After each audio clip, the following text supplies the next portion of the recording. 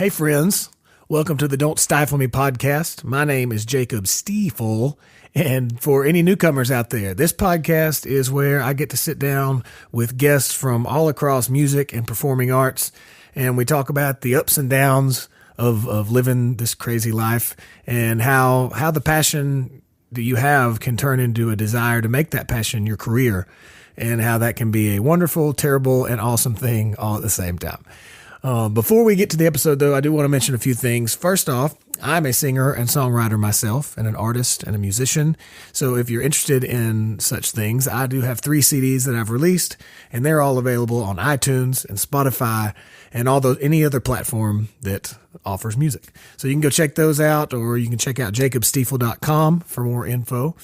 Secondly, a while back, some of you might remember I had an Amazon affiliate program where you could go click through my website and whatever. And something happened along the way where I had to pull it down off the site and work with it, but I think I've got it back up and running. So that being said, if you're planning on buying something from Amazon, then you'd be doing me a huge favor if you'd first jump over to don'tstifleme.com and click the Amazon banner that's right there on the homepage. It says Shop, Connect, Enjoy Amazon or something like that.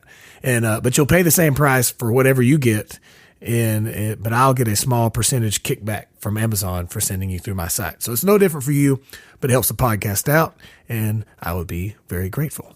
Lastly, if you do enjoy the podcast and you want to keep hearing more episodes and you want them to keep happening, then you could also go check out patreon.com/DSM podcast. Over there, you can pledge $1, $3, $5 a month, however much you'd like, and you get to be a part of the process. Plus, you get access to some behind-the-scenes pictures and videos that I post up there from time to time. And once again, if you want to check that out, that is patreon.com/DSM podcast. All right, today's guest is Kyle Everson. Kyle's main gig is he plays steel guitar for Martina McBride, but he also does some work playing for other artists, and he does studio work here in town. He also teaches if you're interested in learning the steel guitar ways. He's a great guy, and I thoroughly enjoyed sitting and chatting with him. Ladies and gentlemen, Kyle Everson. Pick it up from piano.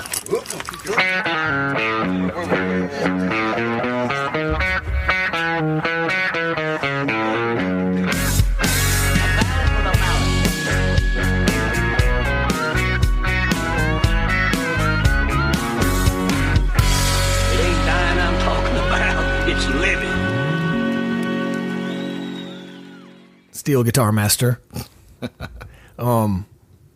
Please state your name and your current position, job description, whatever.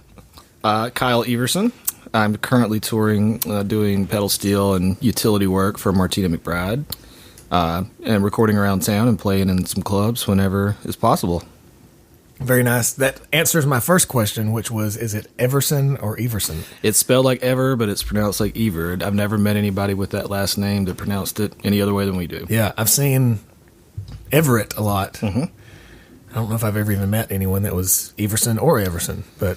Well, it was a good way to screen telemarketers back in the old days, because my father would say, if they ask for Mr. Everson, just tell them I'm not home, because they don't know us. You know, yeah, so. I'm sorry, there's no Mr. Everson here. Exactly. Yeah.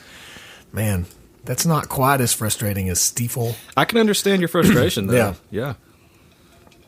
Chance was recently they were out with Isbel, and they've been out for like 2 or 3 weeks, and they just got back, and they were in a theater sometime in the last few days.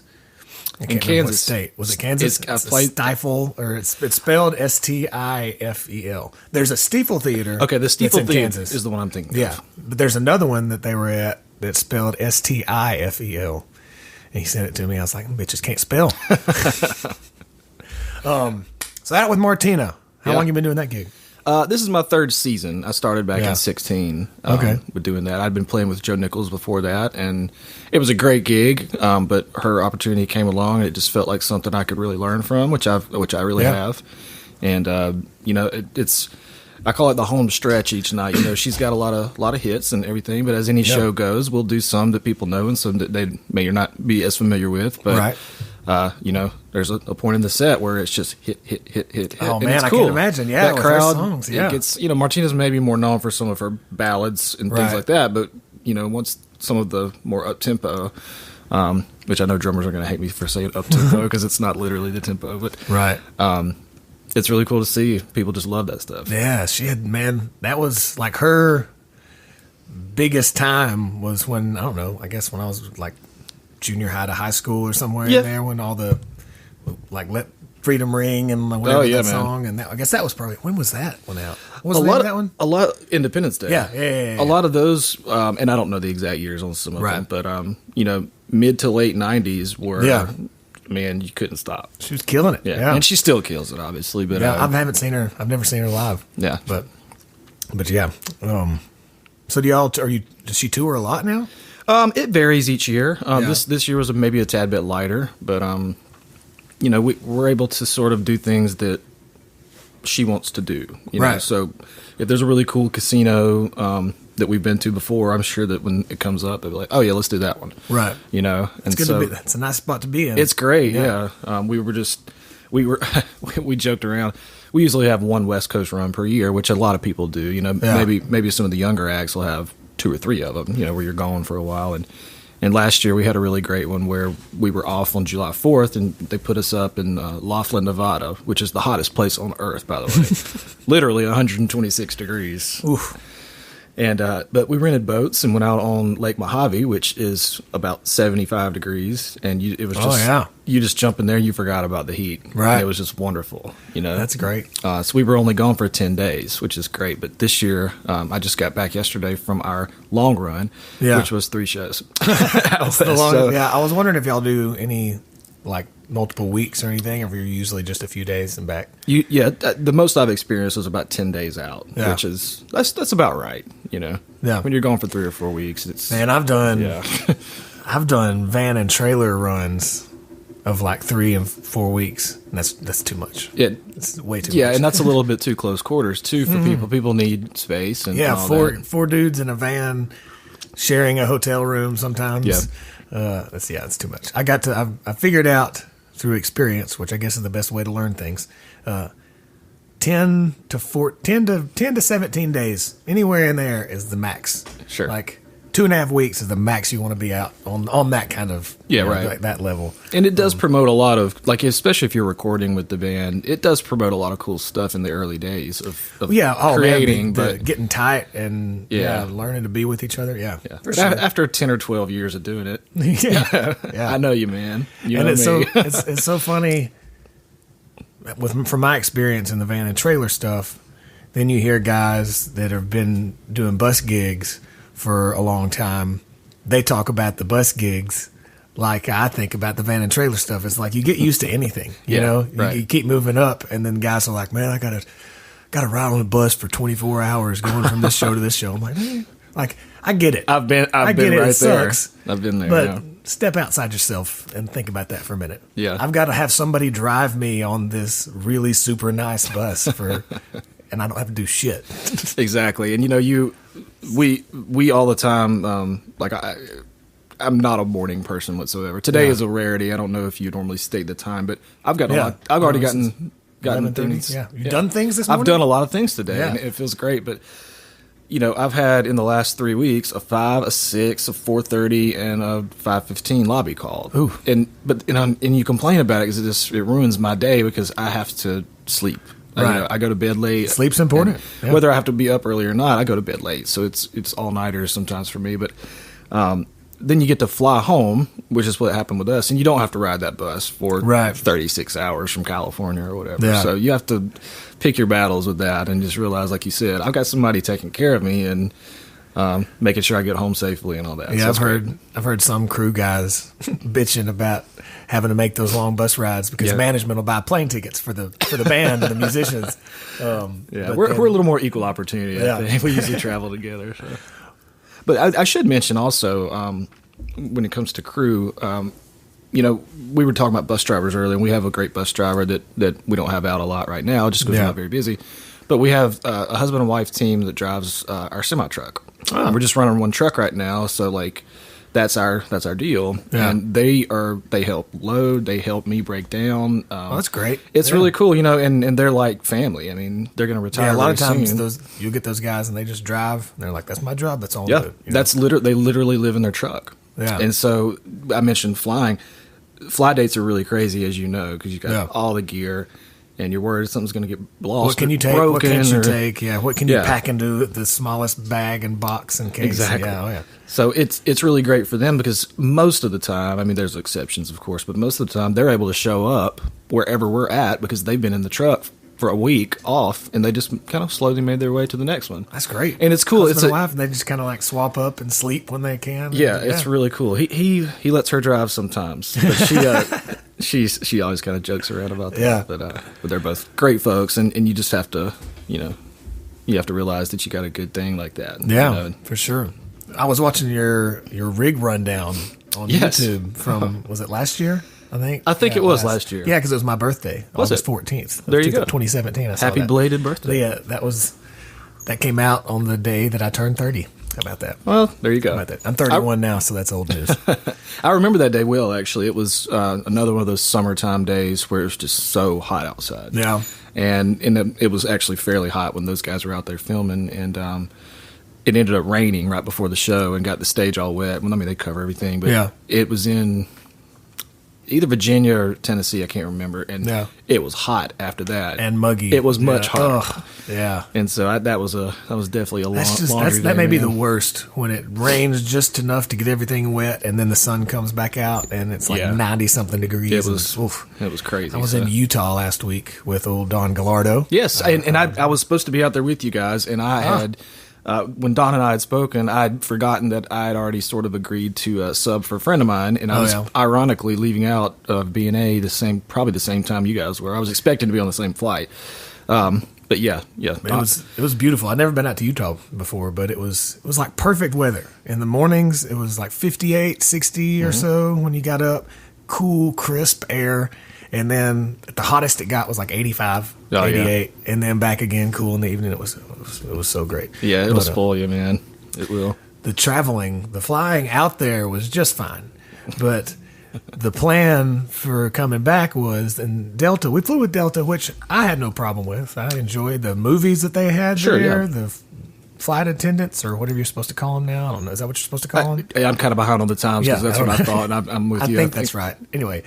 The professional flight staff people were very nice and cordial, and some of them attractive and some of them not. But anyway, I enjoyed the Delta thing. But on the way back, somebody at Delta had told him that if you book a really late flight in the day, that you can wake up first thing that morning and call and get yourself on an earlier flight. Mm-hmm. What he neglected to say was that's a possibility, but there has to be space on some of those earlier flights, or else you're shit out of luck. Yeah, which is what we were. So we flew out of Salt Lake City at midnight on a Tuesday night or something, and flew Salt Lake to Atlanta. So that was 4 a.m. we got to Atlanta. Yeah, and then had like a 2.5 hour layover in the Atlanta airport. Could have just driven home. But it was the exact same time. We looked. If we rented a car and drove from Atlanta to here, we would have got here the exact same time. Wow. So we stayed there and then flew an hour here. It was just 48 hours. I don't know what time it is. Yeah. And finally I saw Don last night, and he was like, "Are you back to normal yet?" And I was like, "Yeah, just in the last couple of days I've finally leveled out." So you said you were with Joe Nichols before? Yeah, I toured with Joe for a couple of years, and that was really great. He, that guy had some really cool songs. Yeah, and he's still doing good stuff, man. It's I just haven't heard anything from him in a while. It's I hate to call it pop country, but popular country music is what I'm more saying. Not style-wise necessarily, but what's in top 40 has sort of changed in the last 5 or 6 years. About 2011 or 12 is when things kind of changed for the male side of things. Right. And which in turn, the Florida Georgia line era. Right, yeah. And I was kind of paying attention when all that happened, and then I paid attention to the way the artists I was working for were changing up their stuff. And I was like, wow, I'm not sure about that. And Joe had a little bit of that, but he mostly kept things the way he wants it. Yeah. And actually recently, my friend Brent Rader is his band leader, but also has turned into producing Joe. And they've done his last album that come out is called Never Gets Old. And they've got a series they're calling it called the Never Gets Old Classic Country Series, and so they put out like a song a month for a few months, and it was older stuff that we've all heard before, and it was just stuff that Joe liked. Just he covered, went in and recorded. Like, I think there was a Don Williams song or two, and then some other Miami, I believe. I don't know. Oh yeah, and I might be getting my titles mixed up. But there, he's like that's go check his it niche. out. That's what he like. He's super country voice. I remember he had when I was in high school. It was I think the devil. Yeah, Broken Heartsville, man. Oh, that was such a good song. That's like right when that came out, I had like just broken up with my high school girlfriend the first time, and so that was like I was driving around 16, like listening to that song. Yeah, and he's and Joe's one of those guys. It was an honor to be in his band because it was one of those bands that you hear about around town, like oh yeah, that band, they always have great players, and when they call you to be part of it, and you're like, am I up to snuff? And then you work for them for a couple of years, and you're like, man, I learned so much from these guys, and. So you were with him 3 years? 2 or 3 seasons, I think. I left a little bit into 2016 with Martina, so I sort of split my year up that year. Cool. Well, where are you from? We'll rewind back to let's go back. I was born in Alabama, but I'm from Georgia, right across the river from Dothan, Alabama. It's a small town called Blakely, Georgia. And peanut fields, cotton fields, and that's about it. I mean, it's just a rural, open land type of place, and it's good for those type of industries, right? And my folks were in education, so we didn't necessarily have much of a foot in that, but we do have some farmland that we still go down and check out, cool. And so your family still live down there? They do. I'm actually heading down there this week. Oh, cool. I went to school at Auburn University. Oh, and no. I know. And we were friends. I should have waited till the end of this. But, pull the plug. But one thing we can agree on is that we'll be cheering for the same team this week as we play LSU, which is a big game for us, and it's a big game for you guys since your coach used to be there and everything. But I'll get to go see that. Nice, see that, and then see the folks for a while. Nice. When were you in school at Auburn? I was there 02 to 06. Okay, so you graduated high school in 02? Mm-hmm. Nice. I graduated high school in 05. Okay. And was at Alabama 05 to 09. There you go. So I was down there. I went down there a few times in like 05, 06 time. Who knows? We might have been drunk in a trailer park at the same time. There's a lot of trailer parks in Auburn. That's something that's really funny for people that didn't go there. It's like, wait, you lived in a trailer park? And like 65% of the students. It was pretty awesome, actually. Yeah, I had a fantastic time from what I remember. I never did go to Tuscaloosa until after school. The only times I've been there really were for gigs. Yeah. Played a couple of clubs down there back. I used to play with John Party also. Oh, okay, cool. Worked with him. Man, so like Terry Lee and Terry Lee, man, guys. Love those guys. Howie. Yes, Howie? Howie, of course. Yeah. Actually, Howie's such a cool dude, man. He got into making this jewelry type stuff. I saw that, out of coins or something? Coins, or, I mean, I'm sure it's other things as well, but he's like, hey, man, this is probably too small for you to wear, but, like, I found this Georgia quarter, and I just thought of you. And so I was like, dude, it's a little too small for me, but I said, I'll put it here, and it's on my key ring. Very cool. Always there, I love Howie, but, that's a great bunch of guys, man, and, I played his first showcase. I played on some early demos. Okay. And I remember the day he got his record deal. I was on the way home, and I called up my buddy. I was like, well, how'd it go? He's like, well, he got it. I was like, oh, awesome. So it was really cool to be a part of that. And that was one of those van and trailer gigs where I completely agree with you, man. It just bonded us a lot. Yeah, for sure. Being in that van and trailer. My first van and trailer. First time I ever went out in a van and trailer with anybody, other than like my college cover band or whatever. But the first time, like after I moved to Nashville, I went out with Terry and Howie and Lee, and with the Southern Holler. Yeah, man. Yeah, that band. So I went and played guitar. JR. Yeah, JR. Yeah, JR, man. He's gonna come in here at some point and do a podcast. But I just want to sit in on that one. Yeah. I don't want to participate. I just want to listen to JR. Sit on the couch over here. Yeah, that guy. I ran into him. I was at Chewy's, walking out of Chewy's here in town, and he was driving by in his truck, and it was like I was back home in Alabama. He rolled his window down. He's like, "Hey, man!" It's like just yelled at me as he was driving by. Yeah. But we went down and played a couple shows in Alabama, and I went and just played guitar when Terry was singing. But that was my first experience, like seeing how these guys have been doing it for for years, like what they brought with them and what kind of stuff they wore when you're traveling. Just like the little things like that you pay attention to. But Howie, I talked to Howie not too long ago. I haven't talked to Terry or Lee in a while. Those guys have been real busy out on the road. Howie broke his arm, didn't he? He like fell off the stage and broke his arm. I think he broke his foot. Oh, is that what it was? Broke something. Yeah. But yeah, I think he's all recovered from that. But that was kind of scary for a second there. Yeah. But yeah, they've. I think John's at that point in his career where he's taking everything that comes his way and he's getting some great stuff. He's on a roll, and I'm really glad to see it. Have you seen him or talked to him lately? That's a good question, man.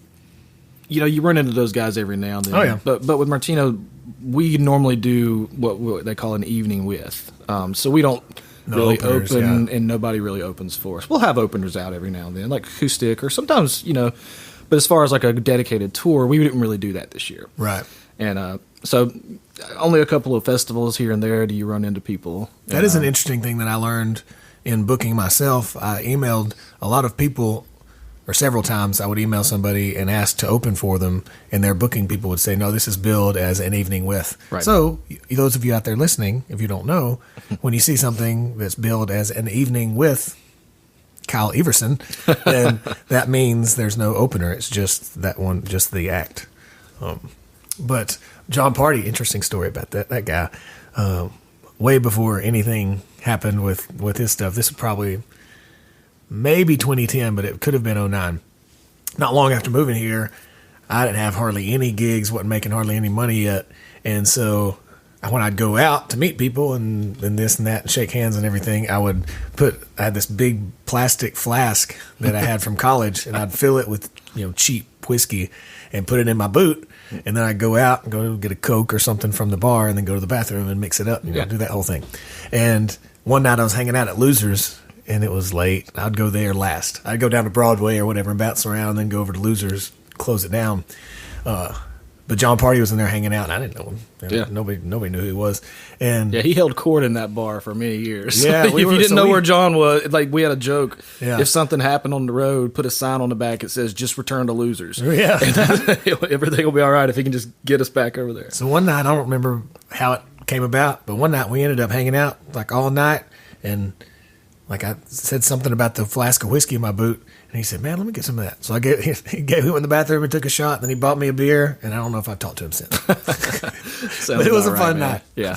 Yeah, and he's another one that we really need. And when I say we, I mean people that are into classic country and even what now has become classic country with 90s stuff. Isn't that funny? It is funny. I remember Tim McGraw, classic country. I know. Back when I was a kid, man, I remember hearing Guns N' Roses on the radio and be like, that's weird, man. They're playing this on the classic rock station. There's no way this is classic rock. And back then, it's just because it was cool, Right. But nowadays, it is classic rock. Yeah. And Black Crowes, and same thing with Black Crowes. Nirvana and Soundgarden. I mean, I never thought of Pearl Jam. I never thought I'd see the day. But you think about it, and they were around 25 years ago, and that's about I remember talking about that. I remember being like 97, 98 or so, and listening to the classic rock station and then playing the Black Crowes. And in hindsight, that was like 5 years prior to when that came out, but who knows? Yeah, we got to open for them once actually in Starkville, Mississippi. Really? And I'd never been to Starkville. I'm sure you've been there a few times. Yeah. It's close to Tuscaloosa, but I'd always heard that Starkville was kind of just out in the middle of nowhere and all this other. But man, that university was great. Those kids were really good to us and everything. I've been to Oxford several times. I've maybe been to Starkville like once or twice. I tell you what's weird. It's the women at Ole Miss and Oxford are maybe some of the best looking women I've ever seen in my life. Yeah, that's what I hear. Maybe second to Austin, Texas. Yeah, and they always tell you, your older buddies when you're in college, if you go to an SEC school, they say, oh man, I just never realized, how many beautiful women went to our school until I left. Yeah. And they told me while I was still in school, I was like, yeah, whatever, It's crazy. And it's right, man. Like you go anywhere else, and I remember being in Tuscaloosa and like when the springtime when the springtime comes and the shorts come out. The Sophie shorts or whatever. Yeah. Which I don't even know if people still wear those anymore. It's funny. I was eating last night and you don't realize how old you are sometimes. And I'll be 35 in a couple of weeks. Yeah. And but I still feel like I'm like 20. Yeah. And I looked over and there was these two girls sitting. It was a Mexican restaurant and I perceived that they were probably about college age, and they kind of seemed to be getting to know each other. I mean, it's that time of year, you know. And I remember one of the girls was wearing Birkenstock sandals, right? And earlier this weekend, I overheard another younger person who was maybe... I heard somebody talking about them the other day. They were like, do you guys remember Birkenstocks? I was like, remember? What are you talking about? Did they not make them anymore? Like, I was out of touch. And I almost... And, you know, I'm a big Seinfeld fan, so, like, I put myself in real-life situations, but I rarely do approach a table, you know. Right. And so I didn't, but I wanted to ask her, hey... excuse me for a second. Like, I'm not trying to be weird, but like, you guys are like college age, right? You know, and did you know what Birkenstock sandals were before you bought those? Because for some reason, your generation or your age group doesn't seem to. Well, there was a big span of time that people didn't wear them. But I remember in junior high or so, which I would have been like your high school years. That was what you had. Like, that's what you got. That was the thing to get. Yeah. Man, I had when I went off to Auburn, I had a pair of the ones you slip on, like clog looking things. Yeah, the closed toe ones. Yeah, and looking back, they probably looked stupid, but I wore them. I wore them till there was holes. Like, it looked like gauged earrings where the heel was. Yeah, I wore them out so much. Wore out on the outside part, and then the things would be like flapping. On the sides. Oh yeah. I don't think I'd have too many friends on the bus though if I had some Stiefel Birkenstocks. Those things stunk bad. Yeah. I had long hair and tie-dye T-shirts on too, so it was a different. Really? It was a different time. We need to find a picture of that and put it on the show notes. We'll find one. Thanks for the coffee. Yeah, man, I'm actually trying your. Is it your drink? It's called a black eye. Black eye. Okay, yes. I thought it was one shot is a red eye. I think that's right. Sometimes when they call it out and they say, "I got a black eye for Jacob," I want to be like, "What'd you call me?" Right. The words kind of run together. I said that to somebody one time, and she just looked at me like, "What?" Said, never mind. It was a joke. Maybe a bad joke, but whatever. Yeah, obviously not for you. Yeah, Kyle texted me this morning and said, "You want some coffee?" And I thought about proposing to him. What a sweet question. Yeah, until you heard what my phone auto-corrected the coffee shop's name to be. What is it? It was Part Ticks. Parts Ticks. Yeah. And there are no ticks in this coffee that I'm aware of. And it came from Starbucks, actually. Hate to not plug the local places, but I was in a hurry and had to run by. Yeah, it's my view.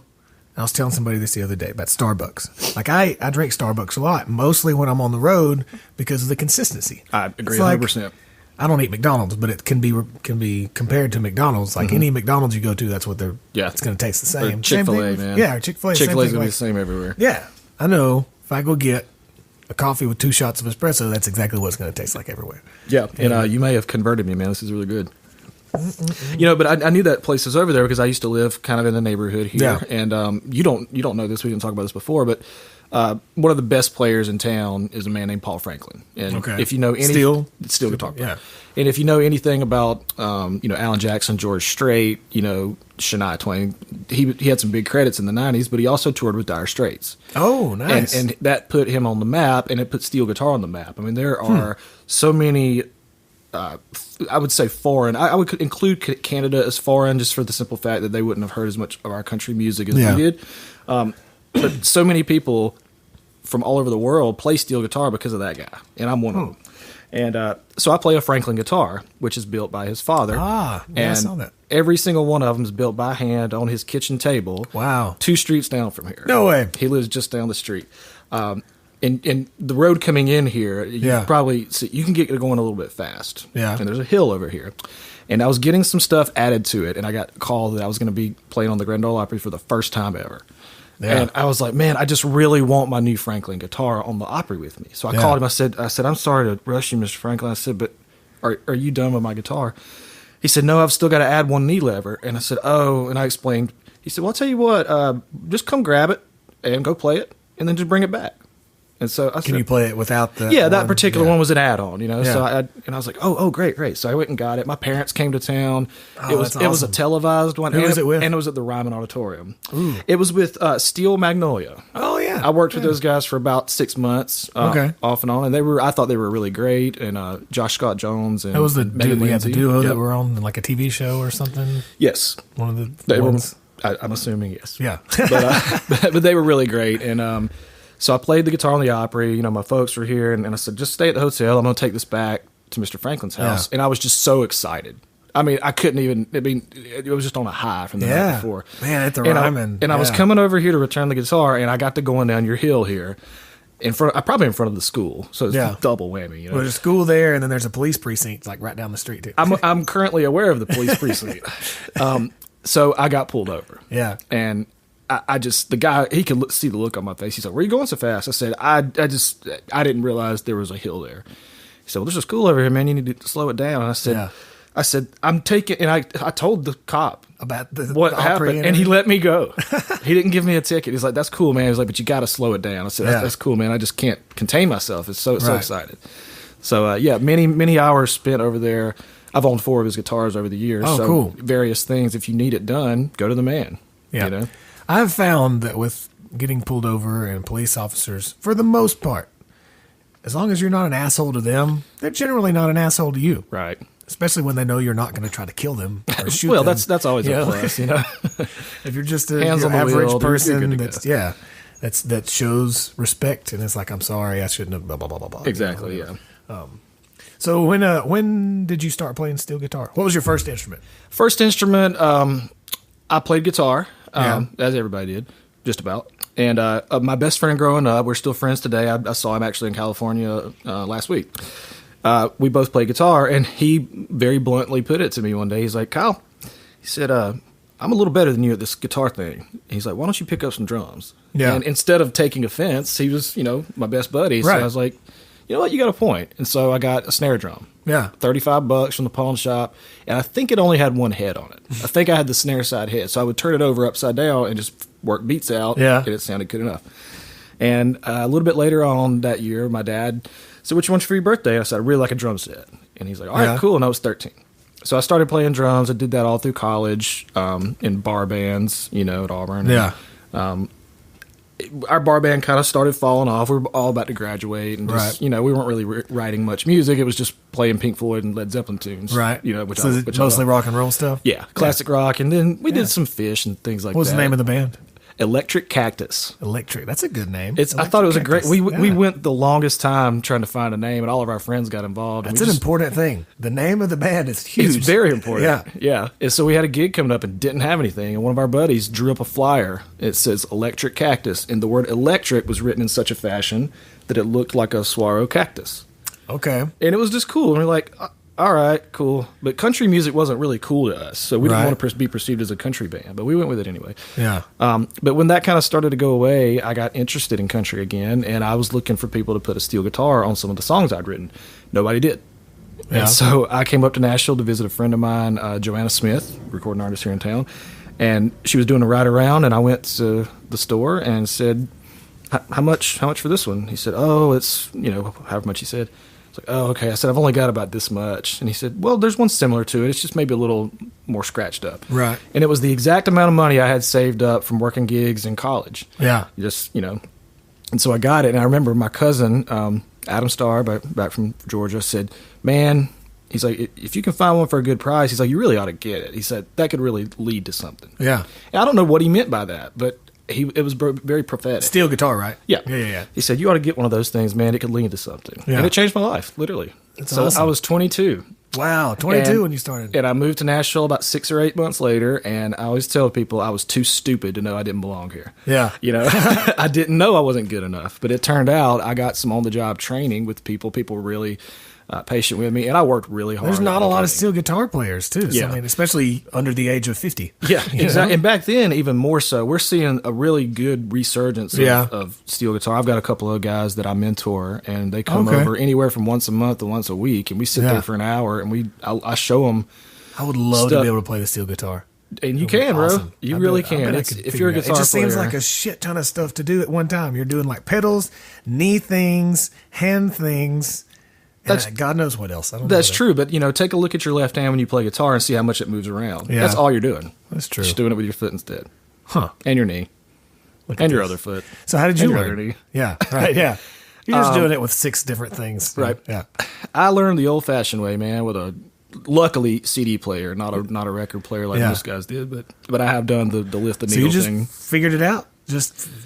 Yeah, and I studied back in those days. There's a steel guitar forum, and it's still around, but it kind of like forum, like chat room kind of thing. Oh or yeah, and something? it's a special place, man. It really is. But back in those days, I sought out a lot of instructional material that guys would offer up, and I've done some myself on there. And so this would have been like 06-ish? 06, 07, 08 during that time. Yeah.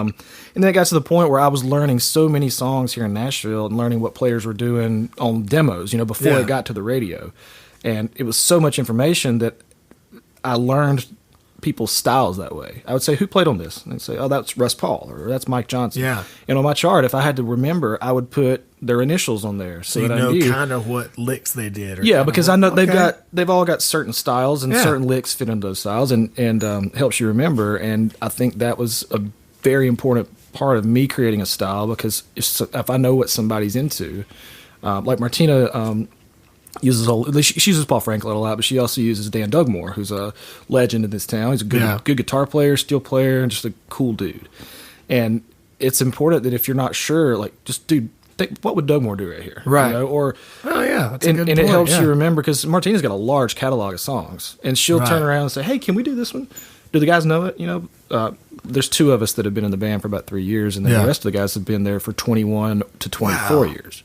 That's nuts. It's crazy, man. And it's a testament to, how well you're treated. Yeah, I feel like that about Garth Brooks. Yeah, like exactly. I've always heard that about. Like, I think his newest member of his band's like 25 years or something like that. And I've never heard anybody say anything bad about working for Garth Brooks. Oh yeah, everybody says like he treats everybody with the utmost respect and like knows everybody's name and gives crazy good bonuses and just all this stuff. So definitely a testament, because how easy it is for people to be like, oh, fuck this gig, I'm getting out of here, Yeah, right. And things happen, but at the same time, it's just really cool to see that loyalty. And actually, there's a connection there. Her husband, John McBride, who runs Blackbird Academy, they own the studio in Berry Hill, he was Garth's production manager back in the old days. So, there's definitely carryover from that. And it's really cool. What was your college degree in? Finance. Yes. How about that? What kind of stuff did you like? Specialty area, or just not particularly?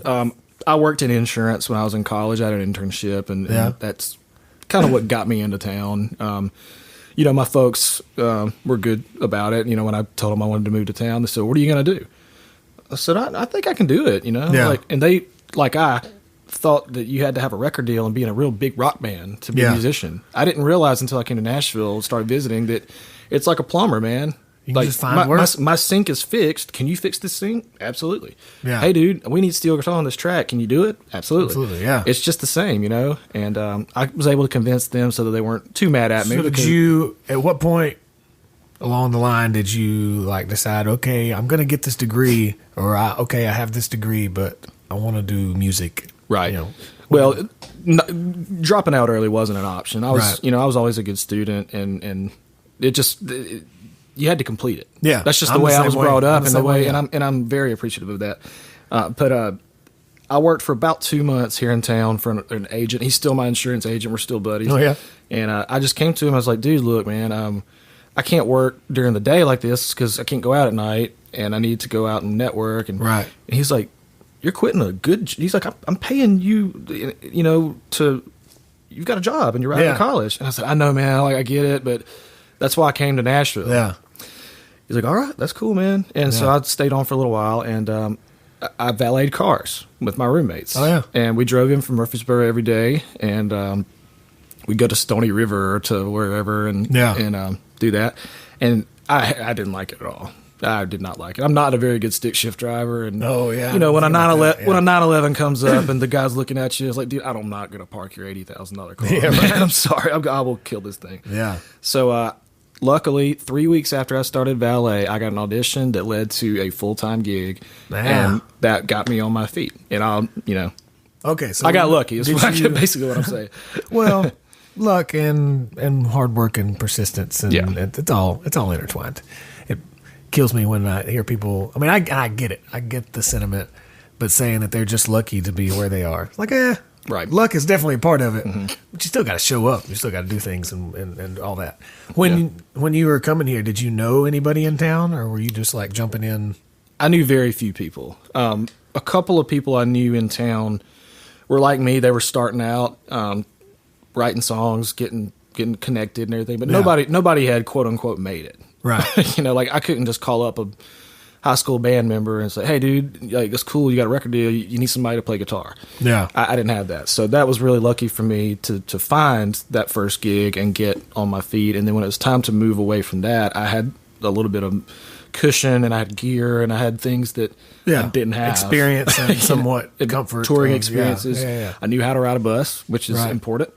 So your first thing was a bus? Not first, obviously, okay. but for the most part, I mean, who was the first like full-time gig with? It's a guy. His stage name was Steve Richard, and I'm not. Old Stevie Dick. That's what we call him, Stevie Dick. Yeah. So he was a guy that sort of was chasing after something and put a band together and made a record. And back in those days, John Rich was a big producer, and so if something sounded like Big and Rich, buddy, that was what you wanted. And so that's the route he went, and it lasted for a couple years. But as things do, if it doesn't really take, it fades off. And I actually quit that gig. I wasn't let go of it, even though they really didn't need me around anymore. Yeah. But it was scary at first because you're taking a pay cut sometimes to go out with an entry artist, as they call it. But I had a great time coming in. And then the next guy was Danny Goki. He was on American Idol, I think. Name sounds one familiar, of the shows. Yeah. And he had the same deal. For about 6 months there after the show, like he had a lot of loyal fans and guys were putting him on a tour. But he's more into like the gospel thing now. In fact, I think he was nominated for a Grammy or something recently. But so I left that and went with Jake Owen. And how do you know?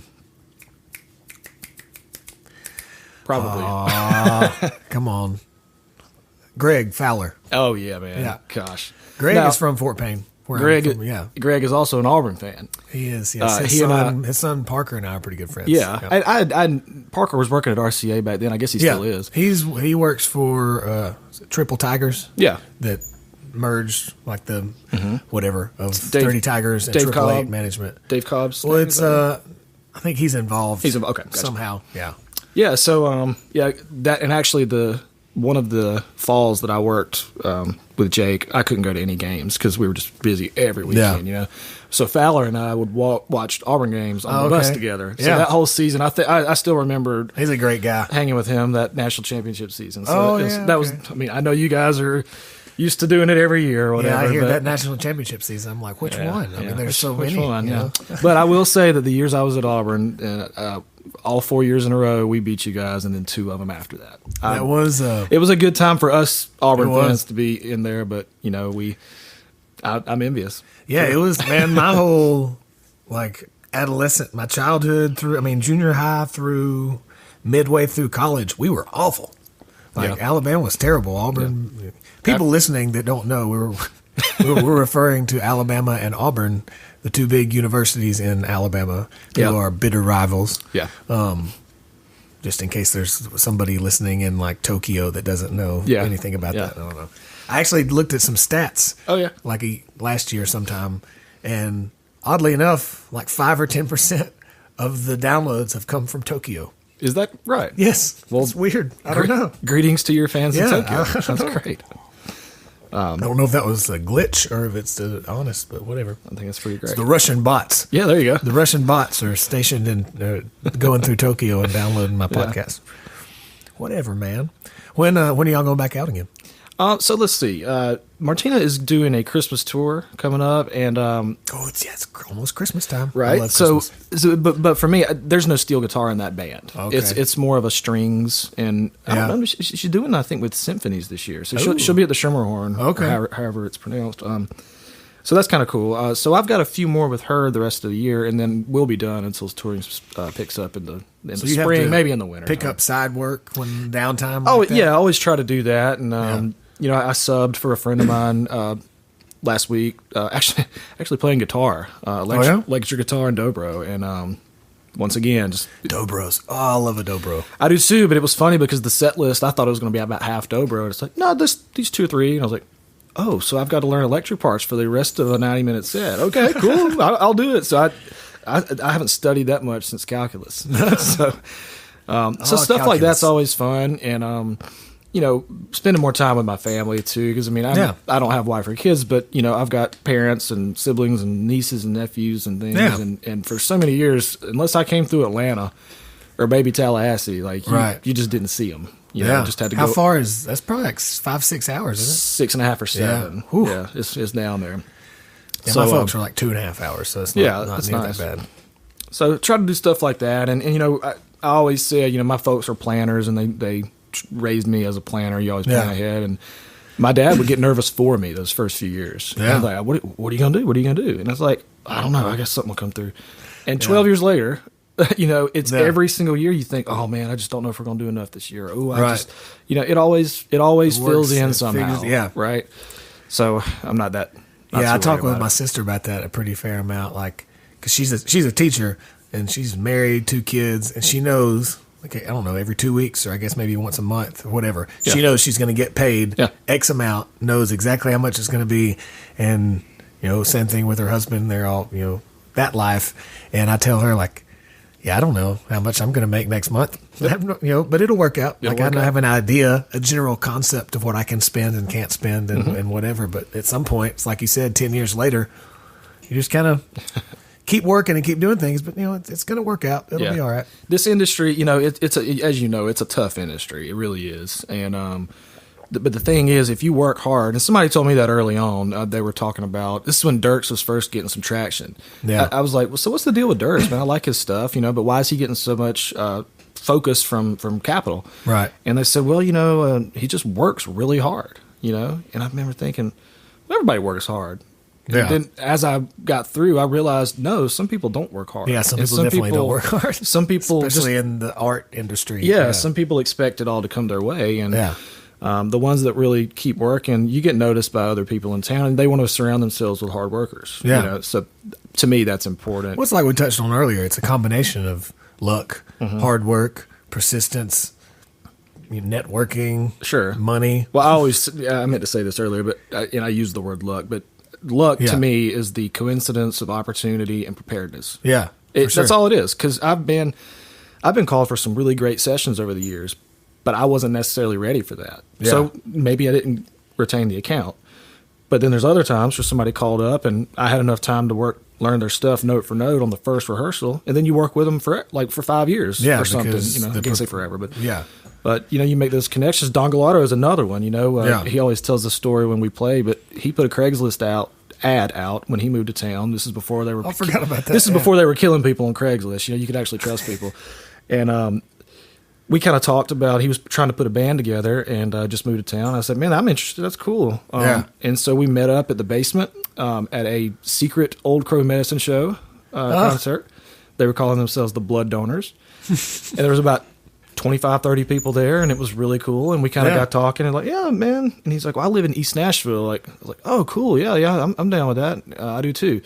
And so came over and just started playing. And it was like, back in those days, it was so creative for me. Like, he gave me an outlet to create alongside him. Okay. I mean, he wrote the songs, obviously, but I played on his first coming up with parts and but I think it was his first 4 records or so that I played on, and it was one of those things. He didn't have to produce me as much as some people may think they need to.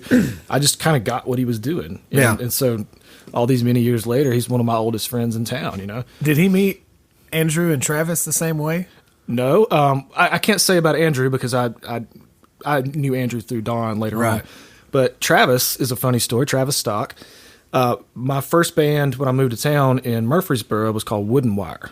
Okay. And we played at the Borough. We played at all the little crazy good little in Murfreesboro divey joints. And so Travis and I were in that band together. And both lived in Murfreesboro. So kind of fell off for a couple of years. Travis and his moved to town from Murfreesboro to Nashville. Yeah.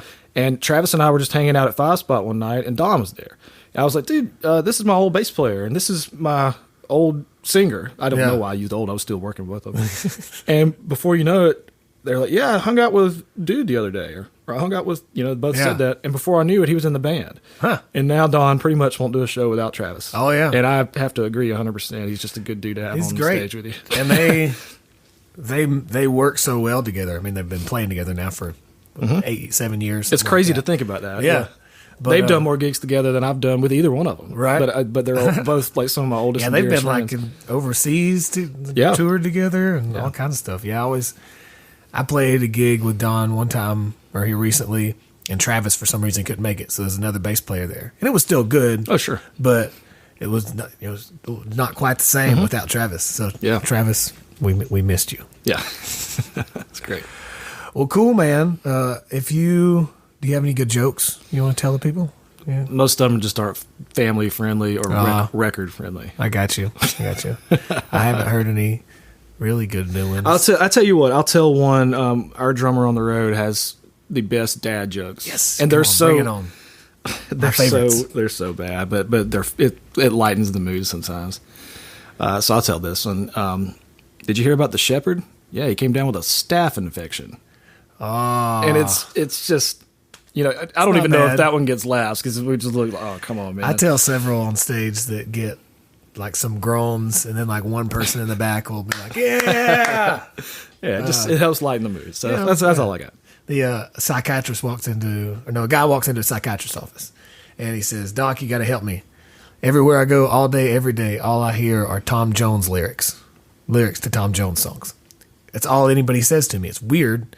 That he's like, "That's weird, right?" And the psychiatrist says, "Well, it's not unusual." That's great. All right, I got one more for you. Okay, bring it on. All right, I heard this at a sound check, and I did it earlier. You probably caught it. But next time you're checking your mic, and I don't sing. No, they don't give you a mic for a reason. Because some of those jokes would also come out. But just do this when you're testing your mic. Just, you want to make sure you get pops and all that stuff. Yeah. So popsicle,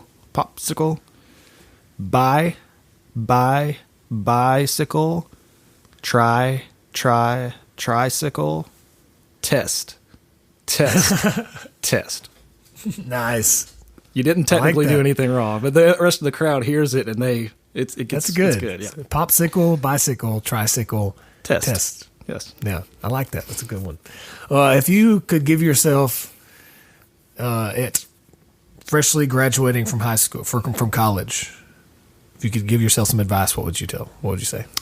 Or somebody, not necessarily you, but somebody your age, right? Somebody moving to town.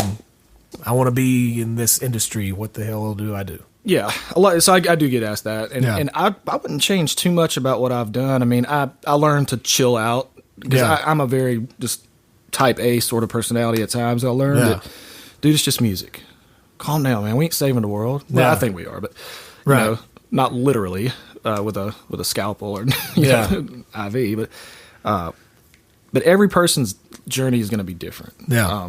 And I always say, treat people with respect and realize that, it's a competition, but you're never competing against your competitors. You're competing with them. We're all trying to get to the end of the race. Some of us are going to not win.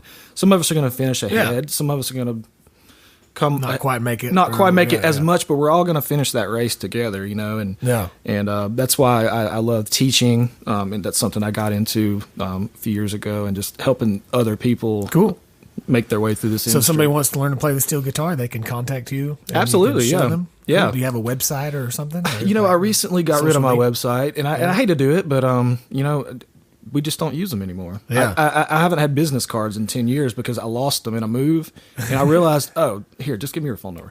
Yeah. so that social medias? My Instagram is Kyle Verson.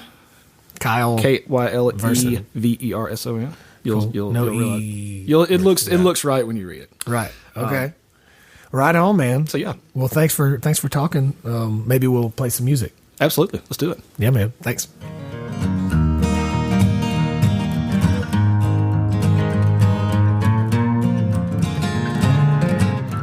All right.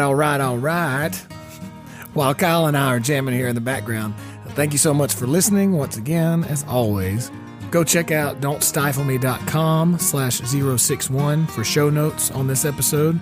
I'll post the YouTube video of Kyle talking about his rig rundown, talking about the instruments that he plays on tour. I'll put that up there, and I'll put his social media links and all that, like always. And if you enjoyed this talk, please subscribe and share with anyone you think might be interested.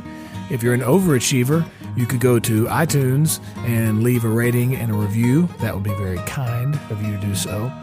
Other ways you can help out. You can, if you're planning to buy something on Amazon, like I mentioned before you go to Amazon and buy that, you could jump over to don'tstifleme.com and click the Amazon banner there on the homepage. And that'll redirect you to Amazon, and you'll pay the same price as you would have anyway, but it'll send a small commission from that purchase to me for sending you there. So it'll help us out without being any different for you. So you could also go over to patreon.com/DSM podcast for as little as $1, $3, $5 a month, whatever. You can get access to behind the scenes pictures and videos and some MP3 downloads from some of these end of episode jams like you're hearing in the background.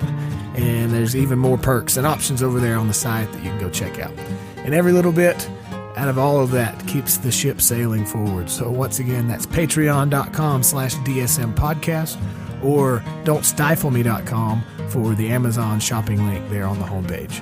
The podcast social medias are all at DSM Podcast. Mine are all at Jacob Stiefel.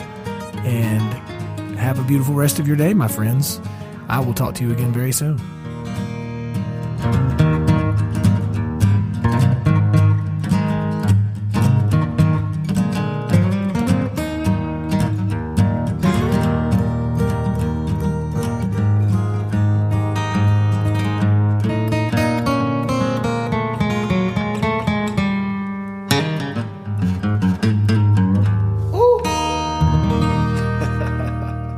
Yeah, man.